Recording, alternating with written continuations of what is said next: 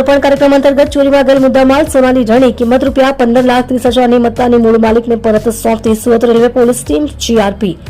police અધિક્ષક શ્રી અભય સોની સાહેબ, પશ્ચિમ રેલવે વડોદરા તથા વિભાગીય પોલીસ અધિકારી શ્રી ડીએચ ગોર સાહેબ, પશ્ચિમ રેલવે સુરત વિભાગ સુરત નાઓ દ્વારા સુરત રેલવે સ્ટેશન હદ વિસ્તારમાં બનતા ચોરીના ગુનાઓ શોધી કાઢવા સૂચનાઓ આપેલ અને માર્ગદર્શન આપવામાં આવેલ હોય સુરત રેલવે પોલીસ સ્ટેશનના પાર્ટ 1 રજિસ્ટર્ડ નંબર 2025 ભારતીય સંહિતા 2023ની કલમ 303(2) મુજબના કામે ચોરીમાં ગયેલ એક નાનું લેડીઝ પર્સ, જેમાં સોનાનું મંગળસૂત્ર, સોનાની ચેન, બંગડીઓ, અંગૂઠી, નથણી વગેરે મળી કુલ કિંમત ₹15,60,700ની મત્તાનો મુદ્દામાલ Surat railway station platform number 2 ના લિફ્ટમાં ચોરી થયેલ હોય જે ગુનાની તપાસ પોલીસ ઇન્સ્પેક્ટર